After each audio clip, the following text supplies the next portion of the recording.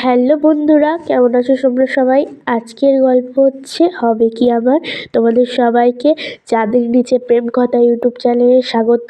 তো আজকের গল্প শুরু করি। হবে কি আমার।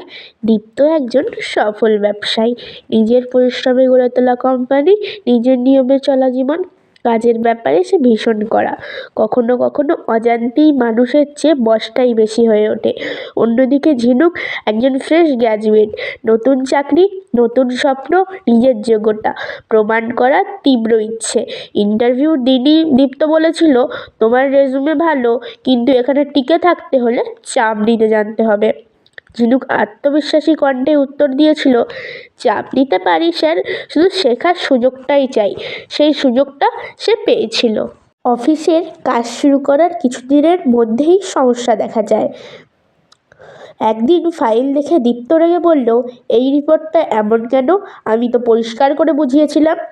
ঝিনুক শান্ত গলায় বলল, আমি আপনার বলা অনুযায়ী করেছি স্যার, যদি কোথাও ভুল হয় আপনি দেখিয়ে দিলে ঠিক করে নেব।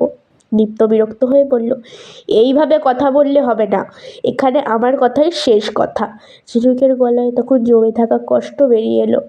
আমি কথা বলছি কারণ আমি কাজটা শিখতে চাই, কিন্তু সব কিছু যদি শুধু আপনার কথাই হয় তাহলে এটার কোনো মানেই নেই। এই কথাটা দীপ্তকে থমকে দিল। তাহলে তুমি বলতে চাইছো আমি ভুল? ঝিনুক চোখ নামিয়ে বলল, ভুল না স্যার, শুধু একটু বুঝতে চাই। দীপ্ত আর কিছু বলল না, রাগ নিয়ে ঘর ছেড়ে বেরিয়ে গেল। সেদিন বাড়ি ফিরে কাঁদলো। আমি কি সত্যিই পারবো না, নিজেকে প্রশ্ন করলো সে। আর দীপ্ত রাতে ঘুম আসলো না, বারবার ঝিনুকের কথাগুলো মনে পড়তে লাগলো। সব কিছু আপনার কথাই হবে, এটার কোনো মানেই নেই। কেন যেন কথাটা বুকের ভেতর গেঁথে রইল। পরের দিন দীপ্ত নিজেই ঝিনুকের ডেস্কে গেল।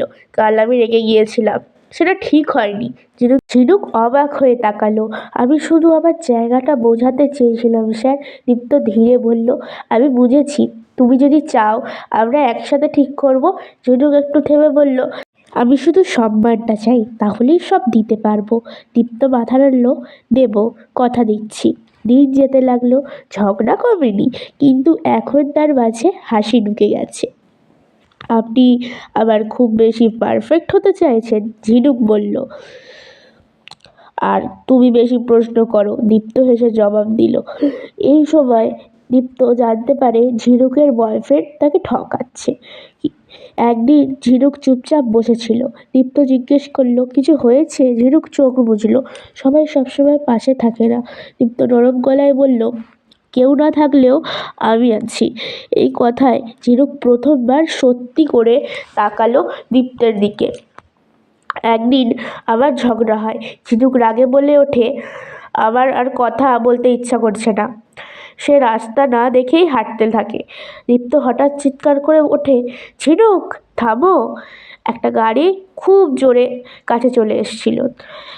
দীপ্ত দৌড়ে এসে ঝিনুকের হাত ধরে টেনে নিজের বুকে এনে জড়িয়ে ধরে। কাঁপা কণ্ঠে বলে, তোমার কিছু হয়ে গেলে আমি কি করতাম জানো? আমি ভেঙে পড়তাম। ঝিনুক ফিসফিস করে বলে, কেন এত ভাবছো? দীপ্ত চোখে জল নিয়ে বলে, কারণ আমি তোমাকে ভালোবাসি খুব বেশি। ঝিনুক আর নিজেকে আটকাতে পারে না। আমি অনেক দিন ধরেই। দীপ্ত ধীরে জিজ্ঞেস করে, হবে কি আমার? ঝিনুক হাসে, চোখ ভেজা, হ্যাঁ হব, শুধু তোমার না, আমাদের। আজকের গল্প এখানেই শেষ। এটা পার্ট 1। পার্ট 2 দেখার জন্য চ্যানেলটিকে সাবস্ক্রাইব করে দিন। ধন্যবাদ।